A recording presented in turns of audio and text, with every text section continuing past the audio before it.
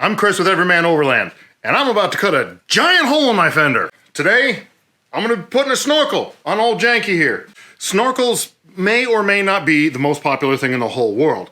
I think a lot of people in the overlanding or off-roading community take a lot of grief about snorkels for it just being one giant piece of decoration and like, oh, you got your snorkel and you got your amber lights and you got the thing and whatever.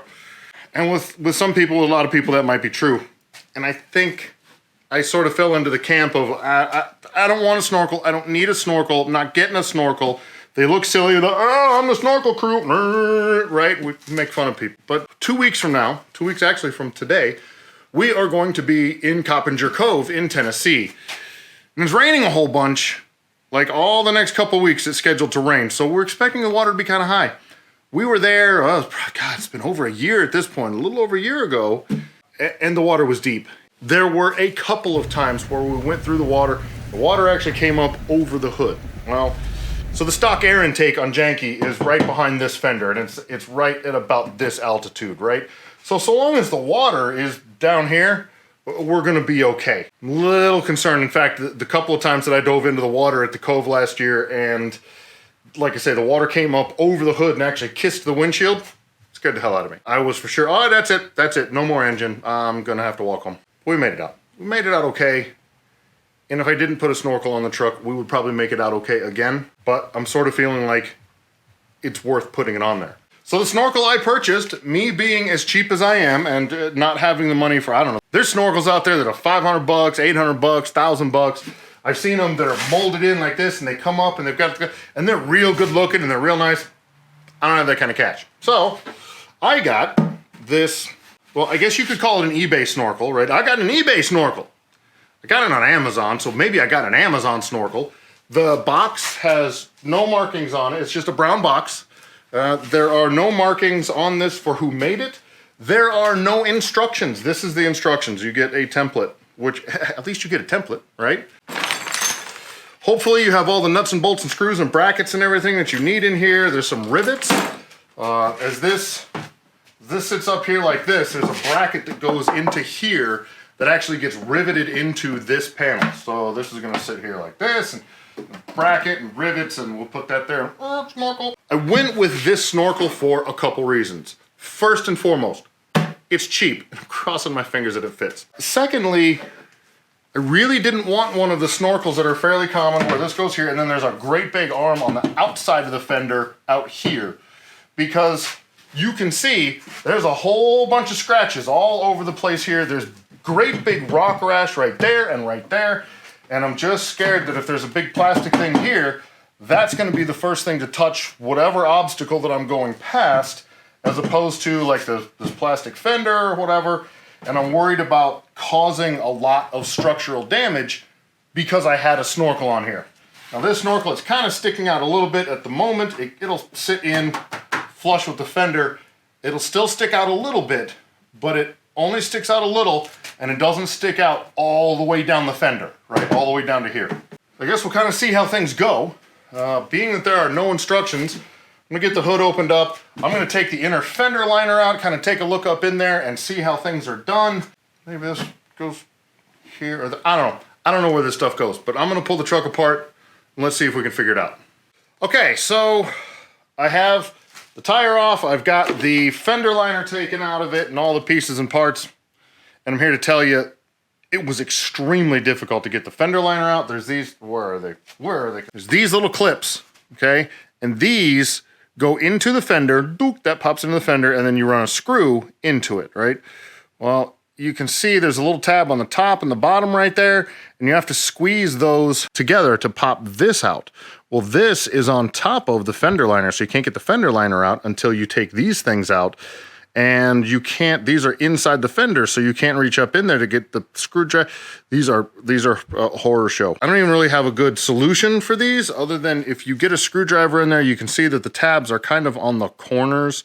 And if you just get a screwdriver in there and kind of pry at it, you can get them out, but it's not easy. There's step one. Step two, when you spend $100 on something, it's kind of crap. They did not include the screw for this. They did not include a screw for another bracket over there. Luckily, I save all the screws and everything, so I've got extra screws laying around, so I'll get that. This bracket, no idea where that's gonna mount. You can see that I put the template on the fender. I have not drilled any holes yet. So if we take this piece and just kind of generally line it up, and I line this up right where that's supposed to go, and then this sits here, the intake lines up here, right? So we're off by 4 inches. I guess I'm supposed to cut this down, so instead of this sitting here like this can slide in a little farther like so. That's my guess, but it doesn't fit. And when I say it doesn't fit, I mean like we're not even close. Like we're not even close, we're way off. I don't know, I'm gonna keep trying to see if I can figure it out. Once you get this tube in here, and that's actually now on the intake for the engine. Oh, I see, that's got a little play in it there, so I can get that onto there, and that'll hold that. So this fits correctly up in here, because there's actually, you can't see it very well, but there's a ripple in this plastic molded in right there to go around that bracket. So now this is supposed to go to here. So let me get this screw out of here and get this tightened up against that, and we'll see what it looks like. Okay, so you can see this goes up in here, and this is going past the antenna. Now this is supposed to be up at the same height with that, because this is supposed to go inside of that, and we are off by a lot. I'm gonna pull it back out and look at it from the outside. So this deal just doesn't fit, and I'm gonna end up hacking and cutting, and I've convinced myself I can make it fit, so I'm chopping things up. First thing I did, you can see this bracket right here, see if I can get some light on it. That used to be a straight bracket, right? Just came down.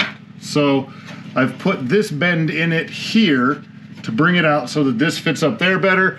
And you can see it actually kind of almost lines up with the screw hole now, so that you can go ahead and use that. Now, where this back hose fits up into here, I've placed this piece of tape here where, so that tube, and you can see the end of it right here, the end of this tube here needs to line up with the end of this piece of tape. And that's a lot of cutting, and that is, look at that, fits fantastic. No, not so much. And my concern here is, you can see right up here at the end, it's very round, like it's mostly circular. But then, right here where the tape is, it starts going narrow. It starts getting squeezed down into that flattened out shape.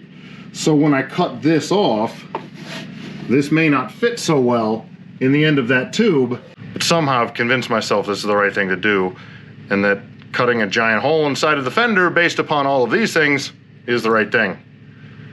And Marla's outside, so she's not here to save me from my own idiocy, I guess.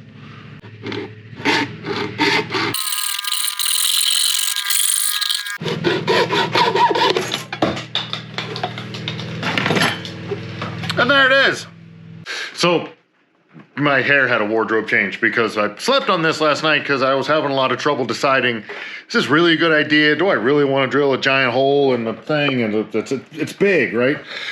And if things don't line up and if things don't work, I'm kind of hosed. But last night I was able to cut a little relief notch in the tube. This one goes inside of that one, so it can kind of squeeze down, pressed in. And this right here actually has a fairly good fit. It looks fairly watertight. I could put a little bit of silicone in there if I so decide. I don't really think I need to. This lines up here.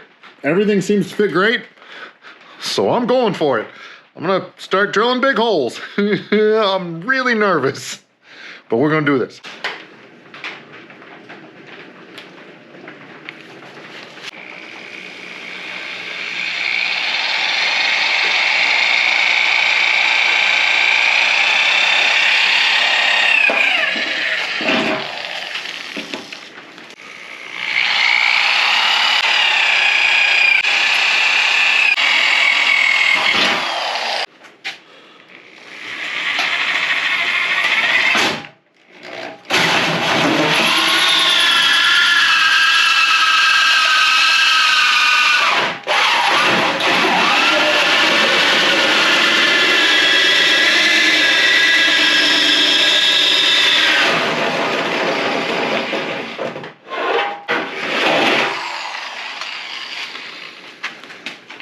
See? That's all you gotta do.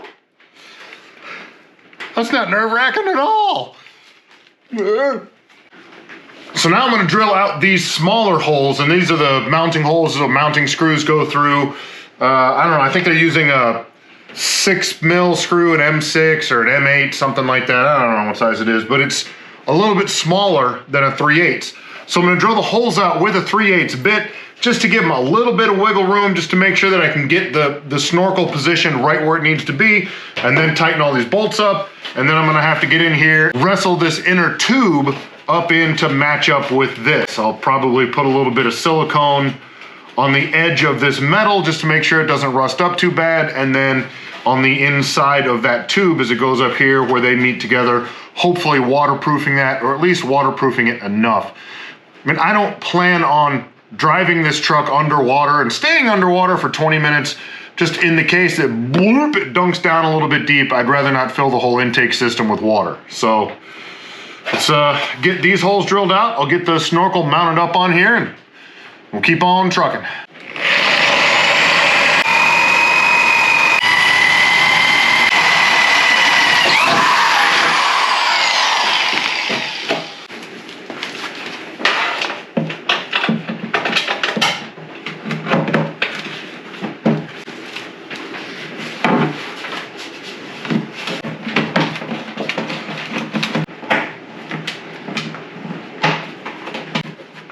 All right,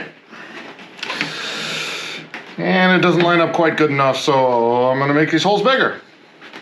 Okay, we're just switching out to a little bit bigger drill bit. Honestly, I'm not sure what size it is. I can't read it on there, but it's a little bit bigger. That should do.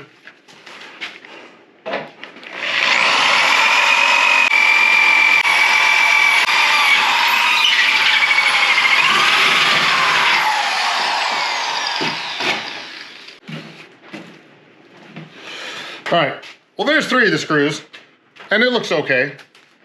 Looks all right. There's a screw back behind here. I'm gonna have to kind of wall the hole out a little bit that way. It's drilled here, it needs to be drilled there, whatever.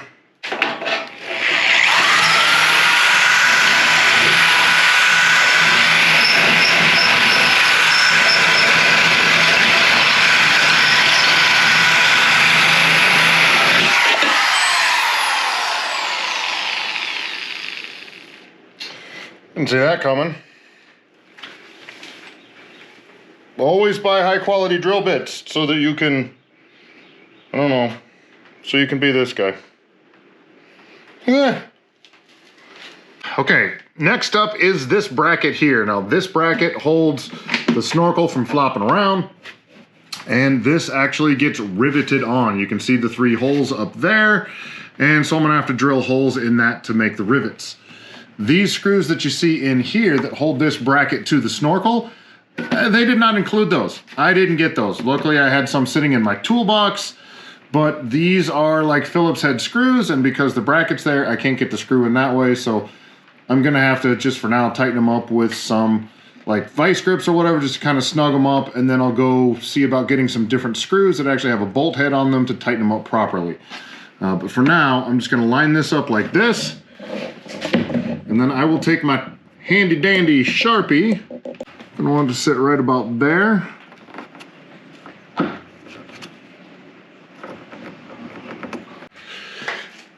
This bracket, by the way, this is the bracket that holds the snorkel to the A-pillar. It did not fit. So you can see I've had to do a lot of bending and tweaking, and that's bent right there. And it took a lot of work to make this thing fit. So far, this snorkel kit is crap, garbage. Don't buy one.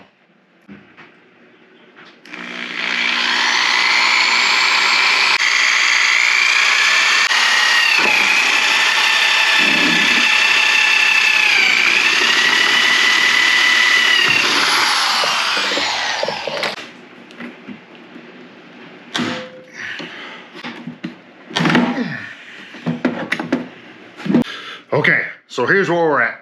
I was able to get all 3 rivets in here. I had to do a little bit of extra drilling. I had to disconnect this from here, so hopefully I can get that to line up again. I have had to disconnect the fender from the truck.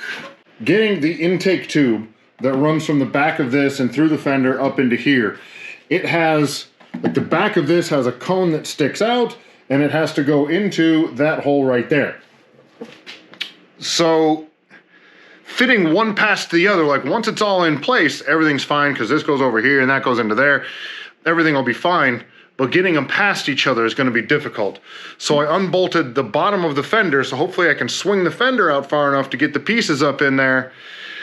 I think this is going to work. This has been a huge hassle, but I think this is going to work.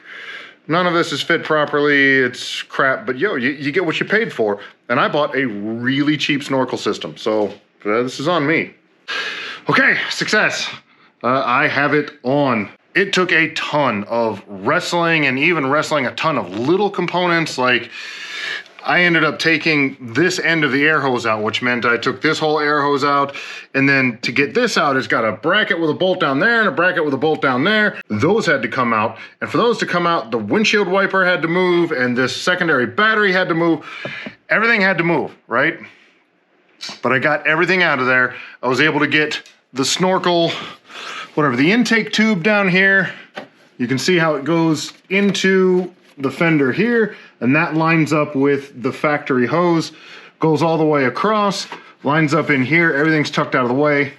The antenna will actually fit up in there. This hose right here, this is for the washer fluid, this is for the squirters, and that's unaffected. You can see it's nice and loose. I think what I'm going to do is take the antenna, I'm just going to kind of zip tie it up in here like this, because I don't use the radio anyway. And this hole here, which if you have an FJ, you understand that there's a little plastic thing that goes right here, and they fall off, and they break, and they fall off, and they fall off, and they're always falling off. I'd like to get a built-in GMRS radio, like a Midland or something like that, and then mount an antenna right here where the factory antenna went, and just kind of clean up that hole. But for now, it doesn't bother me. It's been looking like that for, I don't know, a year or 2 years. This bracket was a pain, and you can see it doesn't quite fit, and I can't get the second screw in there. That screw is extremely hard to get to. It's very tight. I'm gonna have to tighten it up. I actually got to it with a long screwdriver from over here and got it most of the way in. I'll get another couple turns with a pair of channel locks or some vice grips or something like that. But everything is very solid. I was able to reattach the fender down underneath and everything's good there. I still obviously have to put the plastic, extend the fenders or whatever we're calling them on here, put the fender liner all back in. But at this point, it's up and running. I actually just started up and ran it, and I kind of took my hand and blocked over the top of this, and I could feel it sucking on my hand. It is certainly not 100% waterproof. Like at idle, if I close this off, the engine just keeps running.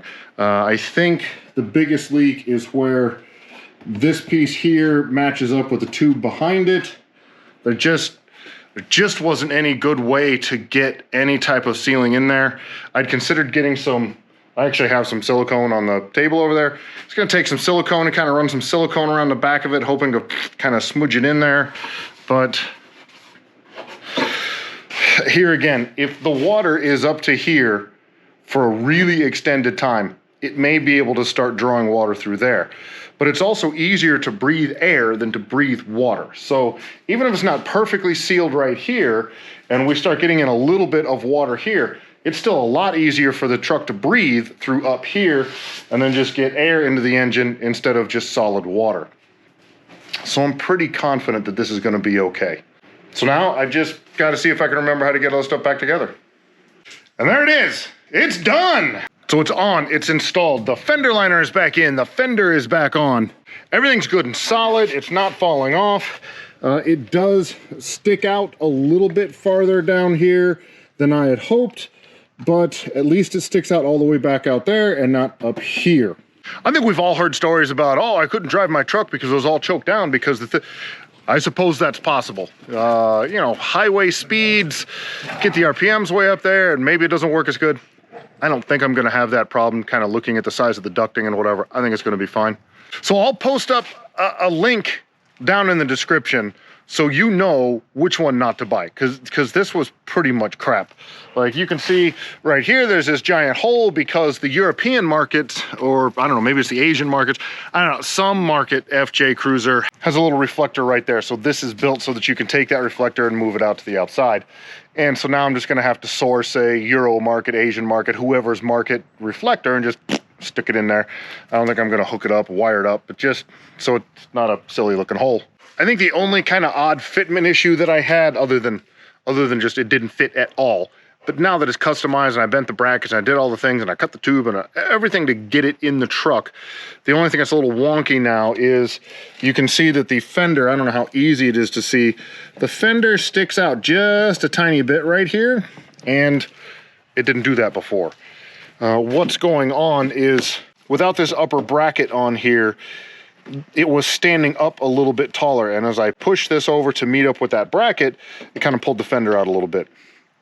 Not the end of the world.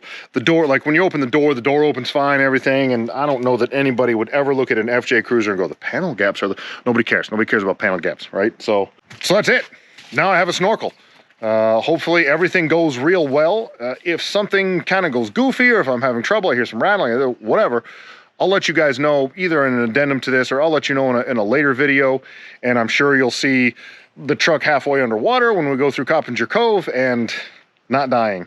That's what we did this for. I have no thank yous to anybody who developed this product because it's a pile of garbage, but thank you for watching.